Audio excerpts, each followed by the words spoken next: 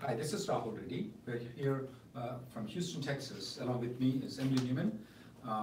She's a business partner with me in Reddy Newman PC. We established our law firm in 1997.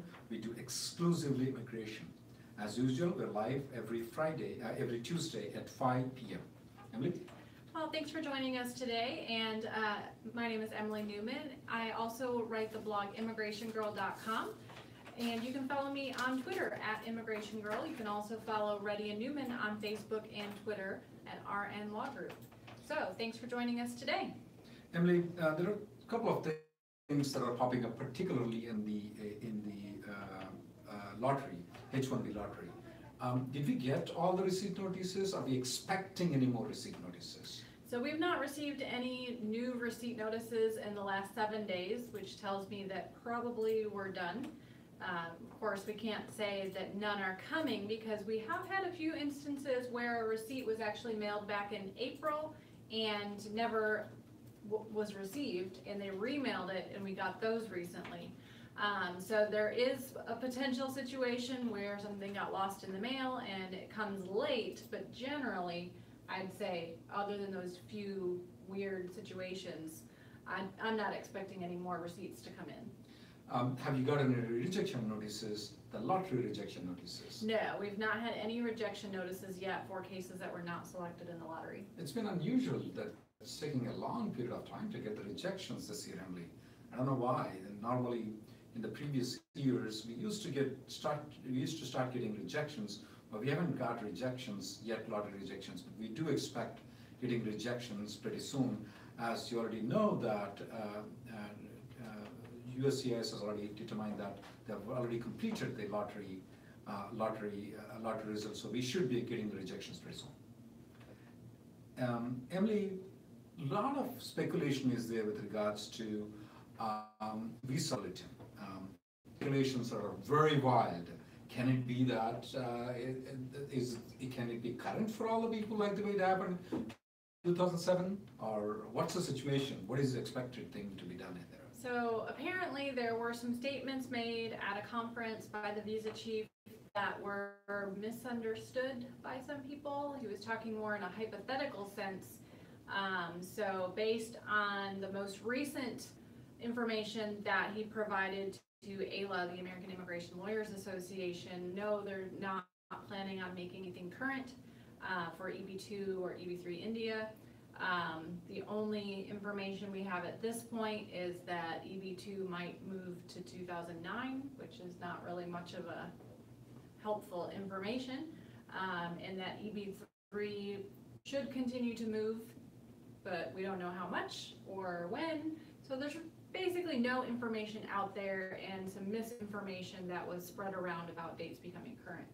One of the reasons why the dates might move is starting March of 2017, the USCIS has determined that every person that they are going to give a green card, those who filed under employment based, they are going to interview them. And because previous to March of 2017, that policy was not there, so the USCIS is backlogged in interviewing the people. Since it's mandatory for the USCIS to issue 140,000 green cards, since there is a lag in the interview, the State Department wants to move the dates a little bit forward. But please note that for those applications that have been received by the USCIS before March of 2017, they could be adjudicated without the interview. In other words, if the dates are moved a little bit forward, the USCIS could complete with the existing applications that they have, they can complete the 140,000. I don't have any doubt about it. So expecting that the priority date to move beyond May of 2010 is very, very unlikely to happen. All right, we have a question from Anand, and I'm not sure if I'm understanding it correctly, but I think I know what he means. So he's saying that the H1 is expiring, and he's going to submit the extension in between the H1B expiring, but before the I-94 expires. I'm assuming he's talking about the extra 10 days grace period that is given on the I-94. So if the H-1B petition validity is expiring, and then the I-94 was given for the 10 extra days, no. You cannot use that 10 extra days to file the extension. You have to file before the petition expires because there's no LCA that supports the work authorization For those 10 days. for those 10 days. So no, you have to file it before the petition expires. And keep an eye on that because we've been noticing from time to time, even USCIS will give the approval with the extra 10 days. And it can be confusing because on paper it looks like you have until X date, but really your petition validity should have only been Y date. So that is a good question. In general, whenever you want to act, please try to act as safe as possible. Don't try to take risks, especially with the grace periods and extra days. If you don't have to use it, you don't use it, please. I have a very good question from Jaswal. Is that any update on the OPT EAD extensions? What he meant by is the STEM extensions. As you know, Emily, that the recent USCIS website update has given that the STEM extension people can only work at their company location, but not at third-party site. Any updates that are there on that? So I get a lot of questions on the blog about this as well. People asking, have I seen any RFEs on this issue yet on H-1Bs, for example, change of status? No, we've not seen any RFEs raising this question. We've heard some schools not accepting the I-983 when it indicates that work will be at a third-party site. It's possible that it will come up at some point, but so far it's been mysteriously silent on what the impact of this change is going to be. My H-1B extension got rejected. My I-94 expired, and it's been more than 240 days that the I-94 has expired. What are my options? I would recommend that you leave the country immediately. That's the best solution, and then try to file the H-1B application. There are a lot of issues, especially if your I-94 has expired. We normally recommend people not to let this happen. I don't know why. There is a rumor, which is not true, that the premium processing is revoke, which is not true. If you would have done the premium processing, you would have avoided all these situations. But at this point of time, since your I-94 has expired and it's been 240 days, I-94 has expired, and your H-1B got denied, leave the country immediately. And you can apply the H-1B, since you had a H-1B, you can apply the H-1B, and you're not subject to cap. One question that we get quite often is, can someone who's on the H-4 EAD be sponsored for the green card? Yes, H-4 EADs can be sponsored for the green card. Absolutely no issue at all. But particularly, it's a very great advantage for those people who moved from H-1B. They completed a good number of years on H-1B, they moved to H-4. There's a greater advantage for them to file the labor and I-140, because when and if the H-4 EAD is going to have any problem because of the Trump administration, you can resurrect your previous H-1B if you have an I-140. That brings another question, Emily. What's going on the H-4 EAD? You have published a couple of articles in the last week. Can you update what's going on in the H-4 EAD? Sure. So I didn't check it today to see whether anything was posted in the OMB, but I don't think so.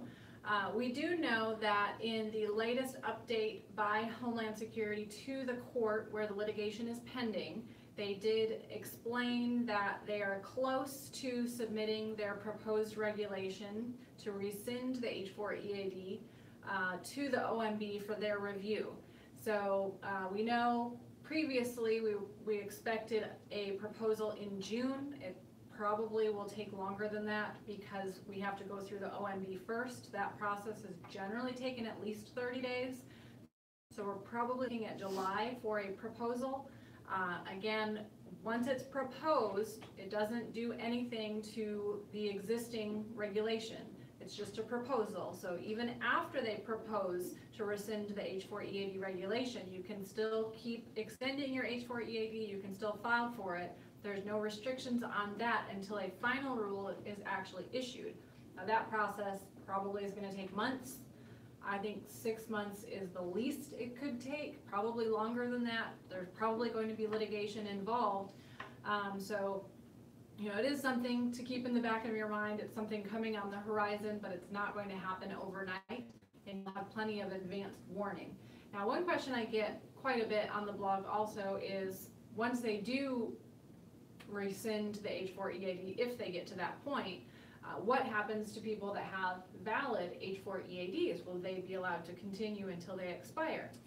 Now, interestingly, if you've seen that the International Entrepreneur Regulation proposal came out today to get rid of that rule as well, which we knew that was coming, but now we have the actual proposal. Right. In that proposal, it provides options for the transition. Right.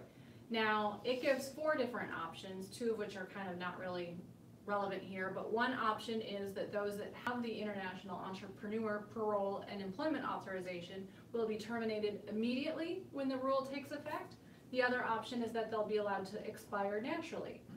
Now, a lot of people are thinking, oh, maybe they're going to do the same thing with the H-4 EAD. I think that's possible, that they might give the various options in the proposed regulation and allow us to comment on it. That would be helpful so that we can at least submit our comments. But one thing to keep in mind with this international entrepreneur rule, you can't really draw a whole lot of conclusions from it because only 13 people have applied.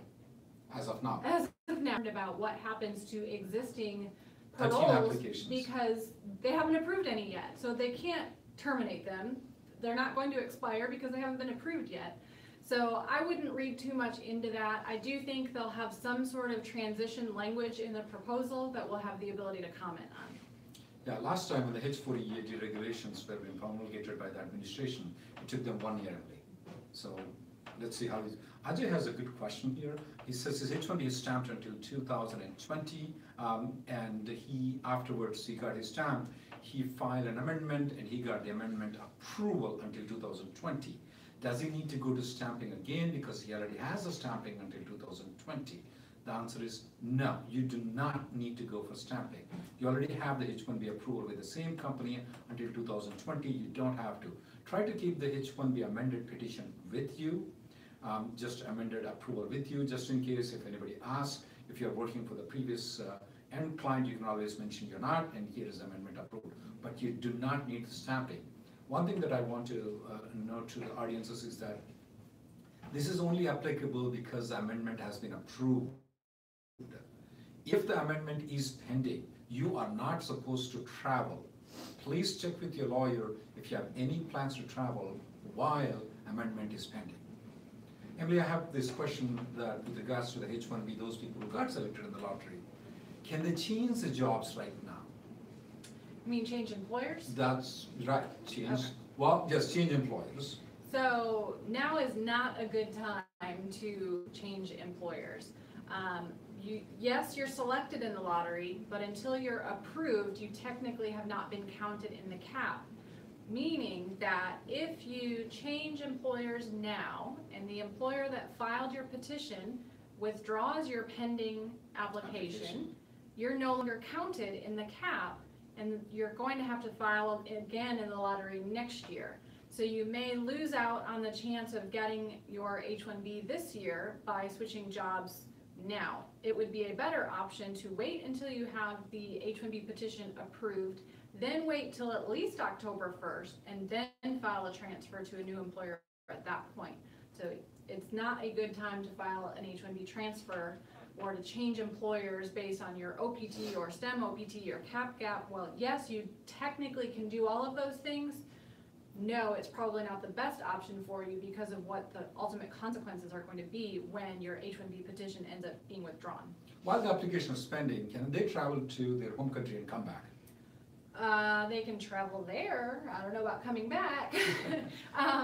If you filed a change of status and you exit the country while the change of status is pending, you're automatically abandoning your change of status request. Now that doesn't mean the petition itself is abandoned, so you can still receive the approval of the H-1B, but it's going to come without an I-94, so it's going to be for consular processing. So that's part one. Part two is, can you come back while your H-1B is pending? Depends on your current status, but if you are, for example, on your F1 with OPT and you're going and coming back, when you're entering the country on an F1 student visa, you're indicating that your purpose of coming into the country is to study. That's what that visa is for. That's not You've true already anymore. finished your studies, now you're working, and on top of that, you are showing that you plan to stay after your OPT ends because you have another work visa application pending, which is the H-1B. So it might be very difficult for you to convince the officer at the port of entry that your intentions are proper for that student visa. You could be turned around and sent back home. Yeah, and if you have any plans to travel, we strongly recommend that you check with your lawyer, sit down with that lawyer. Only after the lawyer approves, you do go. Otherwise, do not make any travel plans until after October 1st and until after the H-1 is approved. Emily, with regards to the unlawful presence memo that you have published an article, can you explain how this is going to work out? And also, is OPT, is CPT after OPT? The person has completed the master's degree, did the OPT, and probably did the STEM extension, and then now he joined a college for the CPT. Is that legal, or do you see any problem in there? Is there any recent memo from the USCIS that might affect the CPT people who have completed the master's degree, completed the OPT, and then moved on to the college? Right, so I've posted about before what appears to be a changed interpretation of the existing practical training student visa regulations. The regulation itself basically says that a student who has used 12 months of practical training shall not be eligible for more practical training at the same degree level. Now, that was always interpreted to mean that if you use 12 months of OPT, you can't get another 12 months of OPT if you're going back to school at the same degree level and finishing that second degree. You can't get more OPT. That's how it traditionally has been interpreted. About 2 years ago, we started seeing that change to where now they're saying, because the regulation itself does not specify any particular type of practical training. It just says practical training. Once you have 12 months of practical training, you can't get another practical training at the same degree level is what the regulation says. So now, if you have completed a degree at one level, used 12 months of your OPT, and are now going to school again at the same degree level, according to this regulation and how they're interpreting it now, you should not be eligible for CPT. You should not be eligible for any kind of practical training. Yet, we have schools that are authorizing it. So, yes, the school is authorizing it, but USCIS is later coming back and saying, even though it was authorized, it's not authorized by the regulations, and therefore, you've violated your student visa status. And in that situation, they've been denying change of status to H-1B for those students that have done the CPT after OPT at the same degree level. So why is this such an issue now? On top of this newer interpretation of the regulation, now we have the unlawful presence memo. This memo is just a proposal at the moment. It's not final. We have a public comment period until June 11th. But in the meantime, once this proposal or this policy memo takes effect, if it stays in its same form, it says that a violation of F1 status equals unlawful presence. Before, a violation of F1 status just meant you violated your status, and once USCIS tells you you violated your status, from that point forward, you might start accruing unlawful presence. This memo is saying that a violation of status equals unlawful presence, and we're going to go back to the day the violation started.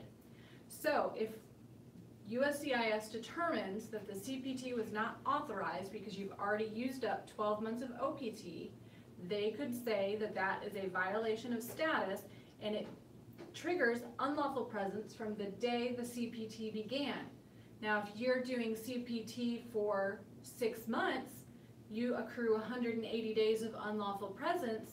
Now you've triggered a 3-year bar to coming back. So this could have a huge impact on those students who asked for CPT by their school, but actually USCIS is coming back saying, no, it's not authorized, therefore it's a violation of status, therefore you've been unlawfully present the whole time. So just because the USCIS approved schools grants the CPT, you are telling, don't just rely on that thing. Is that right, Emily? Right. Yeah, because, I mean, if you think about it, the school officials, they're not lawyers. They don't practice immigration law. They think that they're following the law, but they, again, they're not authorized to practice immigration law. And so they're working in the system the best they can, and they do make mistakes. They do, and on top of that, it's questionable whether this could even be considered a mistake, because it's just a changed interpretation. So everybody thought that it was okay to do that for years and years and years, and now all of a sudden, which is very common for USCIS these days, they come back and say, oh, never mind, now it's not okay. Oh, never mind, now STEM OPT can't work at a third-party site. Oh, never mind, wage level 1's not good enough anymore. Oh, by the way, systems analyst is no longer a specialty occupation. All these things are happening with absolutely no regulation change, no nothing. I mean, it's a couple of policy memos, but some of them are happening without even any policy memos. Emily, I have a question, very good question from Sanjay. He got an end client letter that says that the project is ending in January of 2019. How long can he expect to get a H-1B under the current circumstances? Well, if there has not already been a history of extensions of that work order or that project, it's very possible you might only get the extension to January 2019. We are seeing that. It's not across the board. We're still getting 3-year approvals, but you have to be able to convince the immigration officer adjudicating your case that it is longer than that in order to get an extension beyond the date mentioned on the particular letter or on the work order, purchase order, contract, whatever documents you're submitting. Mahesh has this question. He has a H-1B until 2020. He got 2 job offers from 2 different companies. Can he file a transfer of H-1B to 2 different companies, and based on which company gets approval, can he join whichever company he wants to? The answer to the question is yes, you can have 2 H-1B transfers filed after you get the approval. You can choose which company you want to join. Absolutely, that's legal, perfectly, no problem with it. The employer might not like that, but feeding to the lawyers. Question. Emily, in the visa bulletin, is it expected that we are going to EB3 is going to surpass the EB2 for Indian? Expected. Everybody's talking about it. I'm getting a ton of questions on the blog about it. How do you downgrade from EB2 to EB3? That's probably the top question I'm getting right now. I think it's too early to even. Yes, EB3 is moving faster, but until we actually see them at the same dates or EB3 actually crossing, I probably wouldn't take any action. And it's note that the EB2 was current until May 1st of 2010. So most of the people who are in EB2 before May 1st of 2010 have already filed the adjustment of status. Very less number of people are there whose prior date is EB2, and before May 10th, they're still waiting to file the adjustment of status. So practically for the EB3 for the EB2 people to convert into EB3, the priority date has to move beyond May of 2010. Yeah. So for them to go into the adjustment of status. So I would not at this point of time hurriedly waste my money in filing another application for EB3 at this point of time, but we'll try to evaluate as it goes on.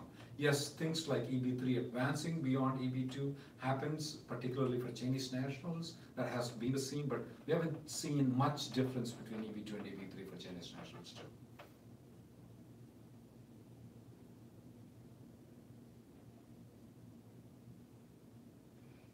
Nitu has a question about the timing of filing a change of status to H4 based on an H-1B that was selected in the lottery. Do you file now based on the H-1B receipt, or do you wait until you have the approval, or do you wait until October 1st? And the answer is all 3 could be done. it really just depends on your preference and a lot of other factors. I would want it to be done before October 1st under all circumstances, Emily. The reason is that I'm worried that if the H-1B gets approved on October 2nd or October 1st, the L2 is no longer valid. So I would like to take care of the H4 before October 1st under all circumstances. Now, do I need to wait for the approval? You don't need to wait for the approval. You could file for the H4 before the H1 is approved. Once you receive the receipt notice, based on that you can. Once it crosses the October 1st, I'm worried that if the H1 is approved, this person will go out of state. Yeah, I definitely wouldn't wait beyond October 1st. October 1st should be the last date. Last date for you to file that H4 application. So for all those people who got selected, please note that please file a H4 before October 1st. That would be in your best interest.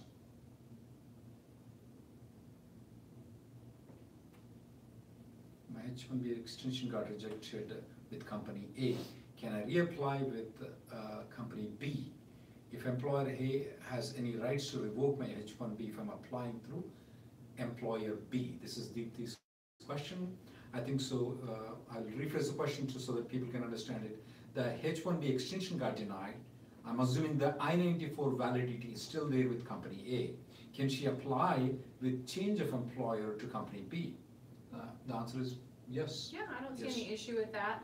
Now the next question is, could company A turn around and revoke or withdraw the approved H1B? H1B, absolutely, they could. They could, but if you file a H1B transfer with company B, you can start working with company B. If the company B's H1B gets approved, it doesn't matter that the company A has withdrawn the H1B application, will not make much difference if the company B's H1B gets approved.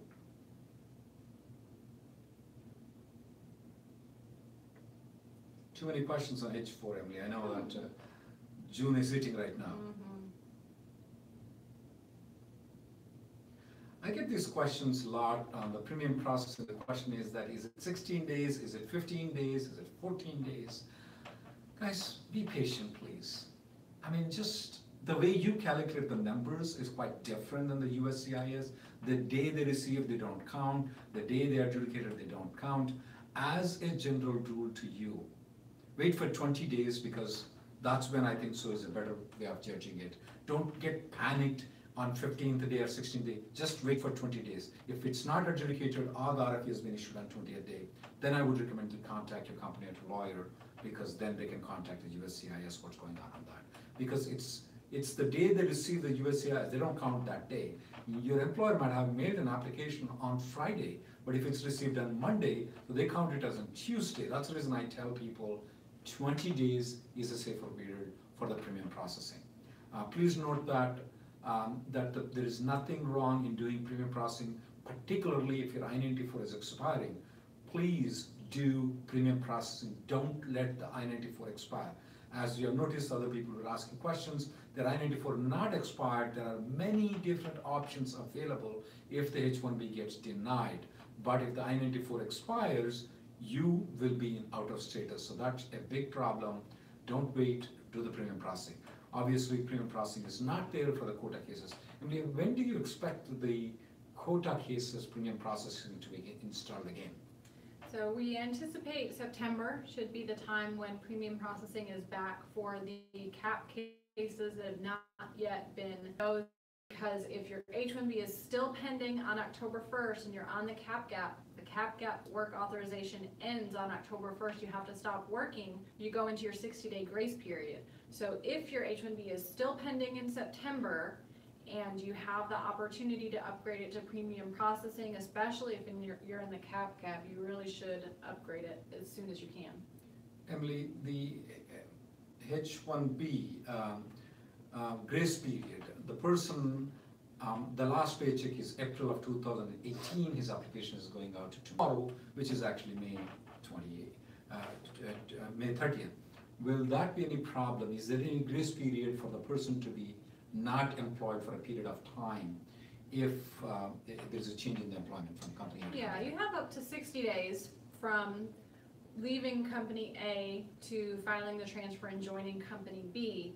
Now, the 60 days, the paycheck itself is not relevant to counting that. It's what was your last day working for company A and what date is the transfer to company B filed. From that, between those two dates should not exceed 60 days. And it's still up to the discretion of USCIS. They could shorten it depending on the circumstances. I've not seen that happen. So far, they've been pretty generous with accepting transfers filed during the 60-day grace period. Ramesh has a good question, Emily. Why is that some of the people are telling it's going to take 70 to 80 years for them to get the green card under EB2 for Indian nationals, while it only taking about 10 to 12 years? Ramesh, here is the issue, though. Though the priority date is telling that it's 2008 December is the priority date to file the adjustment of status and get the green card, you need to make a note that in 2007, it was 2007. So in 2018, which is 11 years, it only moved 1 year and 4 months. In other words, in 11 years, it moved 1 year and 4 months. Expect the same thing as you go forward. Also, there are a lot of people who have applied the employment-based green card from 2008 all the way to 2017. For those people who are applying right now, it's going to take a long period, probably longer period than 70 to 80 years, assuming that the children are not going to file for the green card and people are going to still be living for a long period of time. It's going to take a longer period. We have collected the number of people who have applied for the green card from 2010 to all the way to 2017, and based on the numbers, it is projected that it's going to take a longer than 70 or 80 years for you to get the green card, if the dates move on accordingly. Why all this one? Here's the main thing is that there is a per country quota limit called 7%. No country can get more than 7%. So when the EB2 gets filled out, India can only get the 7% quota. Now, in the previous years, what happened was that when nobody was using the EB1 fully, and no other country was using the EB2 fully, all the waste things that were coming out, that unused green cards from EB1 and EB2, Indians used to take a lot of those things. So even though we are only allowed 2,800 in EB2, we're actually taking about 10,000 for a long period of time. Nowadays, from past 4 or 5 years, the other country nationals are using the EB1. They are using the EB2 completely. So not much is left except the 7%, which is 2,800 green cards every year under EB2, and that includes the main applicant and the dependents. That means the main applicant and the spouse, both of them. So only 1,400 families every year are eligible to get the green card under EB2 for Indian nationals. Now, anything left over by the other countries also India is going to get. If the leftover is not there, we have only 1,400 families given green card every year. Now you do the maths that how long it's going to take for you to get the green card. That's going to be longer. But we have put it on our NLog group. You go and check it out. We have put all the statistics. The statistics that we pulled it out are from the Department of Labor. The statistics we pulled out from the USCIS waiting list of the green card applications that were filed before May 1st of 2000, where the priority date is May 1st of 2010. So if you look into it, it's going to be a long time for you to get the green card. We are hoping that the HR 392, or there are a lot of other bills that are there pending. Any of those bills passed, Emily, then they will take the per country quota limit off. Then the priority date might move all the way to 2015 or 2016. So if that happens, that's a lucky thing for Indians, but if that does not, do expect that it's going to take a long time for you to get a green card.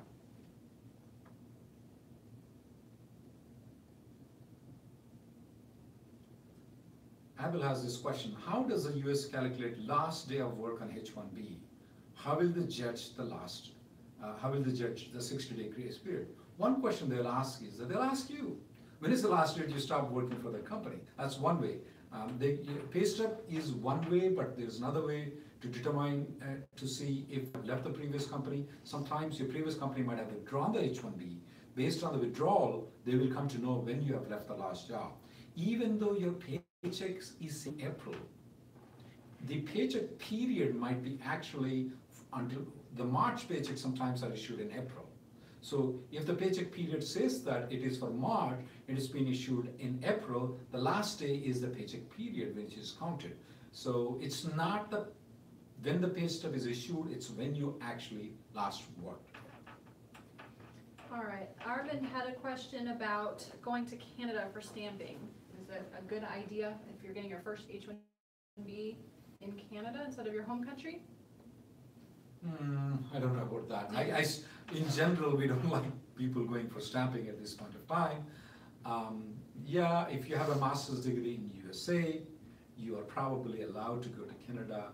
We strongly recommend those people who don't have a master's degree, those people who don't have a master's degree in USA, don't go to Canada. For those people who have a master's degree in Canada, I also want to check with this guy if he has ever been on a CPT, if there's any violations on the OPT period, STEM extension period, if he's working at the same location where they file the H-1B. There are a lot of different things that you need to check. Canada is okay, but I would recommend to make an appointment with your lawyer to have a mock interview done by your lawyer to make sure that you're on the same page as what is required by the consulate though. In general, we recommend not to.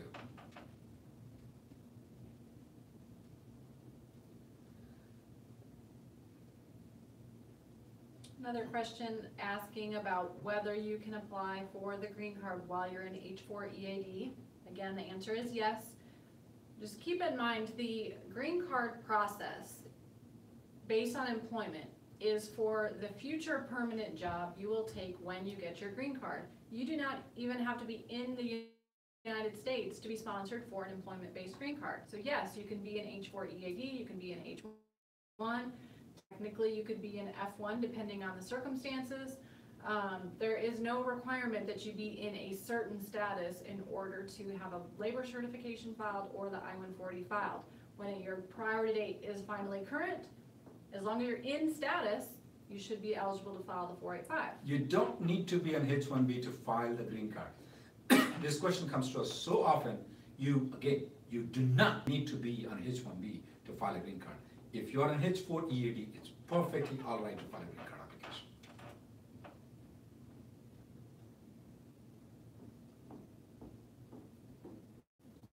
On July 2018 visa bulletin, Emily.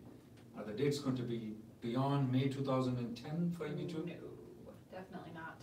We're expecting that a little bit advanced, maybe in EB2 to all the way to 2009 because it's December 2008 right now, so we are expecting a little bit more advance in the EB2. And also EB3 is about May 2008. I'm expecting it to move about 3 to 4 months in July.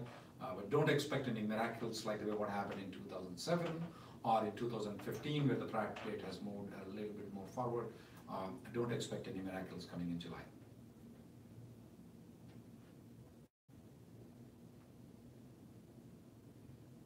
Deepthi has a good question about what is annoyed with regards to an H-1B petition and what are the chances of approval. So NOID is a special type of request for evidence called a Notice of Intent to Deny, NOID. What that means typically is that there is either missing documentation or on the face of the petition itself, it looks like it's not possible for this petition to be approved, but before they actually deny it, they're going to give you the opportunity to try to persuade them that it's an approvable case. The difference between the NOID and the RFE is the deadline. A NOID usually only gets 30 days, whereas the RFE gets 12 weeks. So you have to act quickly, and the chances of approval really depend on what the issue is. I mean, if the petition is filed completely wrong and there's no way to overcome that, then it's probably going to be denied. But if there's a reasonable explanation or an argument that can be made, it's possible that you can get an approval after a NOID. It just depends on what the issue is and can you overcome it with the proper documentation. Gaurav has this question, Emily. He's an L1 and his I-140 has been approved. Now he got his H-1B selected in the lottery, but H-1B is not approved. Can he apply for H-4 plus EAD? Yes, since your I-140 is approved, your wife though is not eligible right now, she's only eligible when the H-1 is approved. But when you're filing an H-4 application, I would attach the EAD application along with it, because when the H-4 is adjudicated, I want the H-4 EAD to be adjudicated. Nothing wrong in filing an EAD, even before your H-1B has been approved. Since you have an I-140, you're expecting the H-1B to be approved, so absolutely go ahead and file the EAD along with the H-4. Yeah, the processing time when you're filing them together separately from the H-1B is very long, so you Yeah. probably need to file it early. Early, yeah. And request the October 1st start date on the I-539 application. That's right. But it's gonna probably take beyond October to get the approval. It would definitely be a good idea for you to file the H-4 and EAD. Now the USCIS accreditation is restored by Department of Education. Will the I-140 be valid if they approved from the previously approved H-1B? I-140. I-140.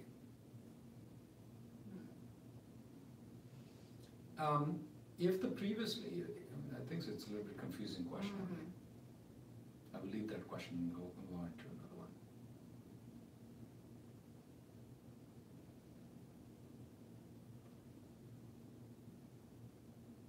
Is there any way to track an I-130 application filed in 2008? How long it will take? Any idea? I-130 application is taking about 1 to 1.5 years. If you have filed in 2008, that case must have been approved by this time. And you can check online status to see if the case has been approved. But 2008 is a long period of time to check the status. If you're asking about the priority date to be current, that's a different issue. But the I-130 should have been adjudicated a long time ago if you filed in 2008.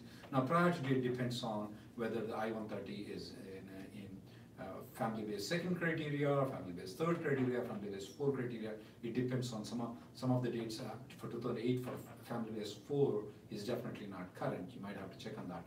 But the case might have been decided long time ago. It shouldn't have taken this much time for you to get the thing done. Sarah Vaughn has a question about if he files an H-1B extension and premium and file the H-4 and EAD along with it, will the H-4 and EAD be approved in premium as well?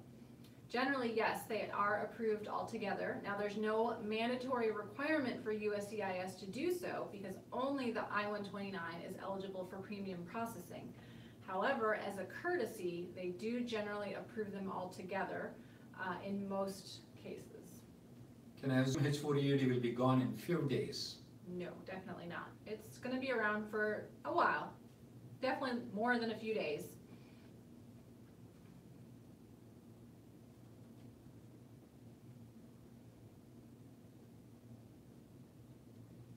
If the H-4 has been applied, can you add the EAD application right now if the I-140 has been approved? Yes. You can file the 765 application separately. If the H-4 is already applied, you can use the receipt notice of the H-4 and then apply for the EAD. Not a problem at all.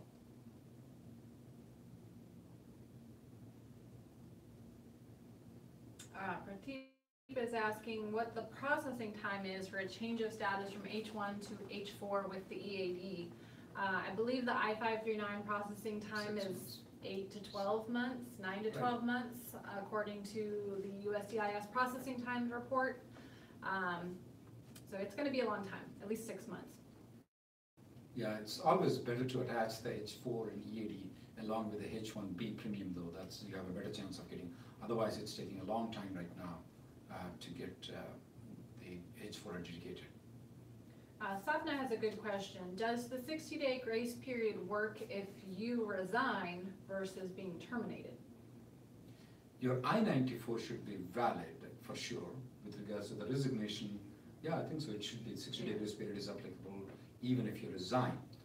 But your I-94 has to be valid. That's the main thing.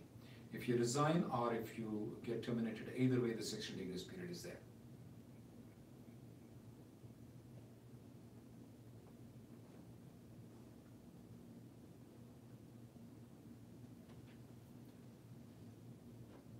My amendment is pending right now, and now I got an opportunity to move to a different company. do I need to wait for the amendment to be approved? Can I move to a different company? The answer to the question is you can move to a different company. You don't have to wait for the amendment to be approved. You can move absolutely no problem. Well, it's a good question. If your H-1B is under security check, how long will it take, and is there anything you can do to speed it up? Nothing. If it's a security check, it might take a long period of time. We cannot tell how long it's going to take. It's very hard. We have seen sometimes that if it's in a security check with company A, when they move to company B, now there is no security check that the premium processing for the company B gets approved. But if it's a security check, there's nothing we can give it out. It's just a blanket. They don't tell us, they don't inform us anything. They don't give any information to us. So it's a wild guess how long it's going to take. It might be 1 month to, I've seen cases that took like 4 or 5 years only. Will you ever find out what the reason for the security check is? Sometimes we never get to find out what the reason for the security check. It might be just nothing at all. They had a doubt on something, they put it in the hold, and you are done with that thing, and then that's going to suffer you for long. But there are some times we have noticed that there is some wrong things done by our clients, but we are not aware of. That's the reason why they're in the security. Most of the time, Emily, it's probably nothing. But if you have a security check, I would look at whether that H-1B got approved properly, whether the end client letter used is proper, is there any CPT used, are you involved with any of the companies that might have end up into trouble.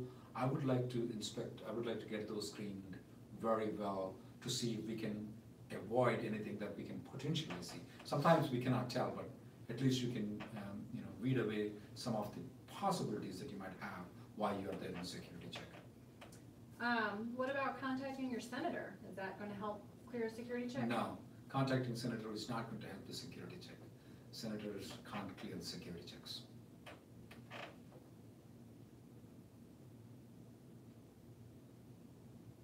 Hassan has a question. I'm having an interview and he's asking an interview question why he should be chosen over somebody else. That's not an immigration question for sure, I can tell that. Anything else, Abby? I think we've pretty much gotten to everything.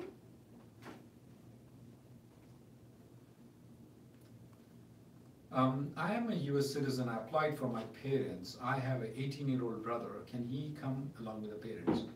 No. The brother will not be coming along with the parents. You have to file a separate application. It will be coming under family-based fourth preference application. So that's a long waiting period. Your parents also can file an application once they get the green card under the F2A, that's family-based 2A application. You can do that. That's a different way, but otherwise you cannot just join your parents. And I think so we pretty much covered everything, and our next live show will be Tuesday, which is going to be June 5th at 5 p.m. If you have any questions, you can post it in advance in our thing so that we can address those issues. Thank you, Emily, for coming and joining and doing this live. That's very good. Thanks for joining. Thank you, guys.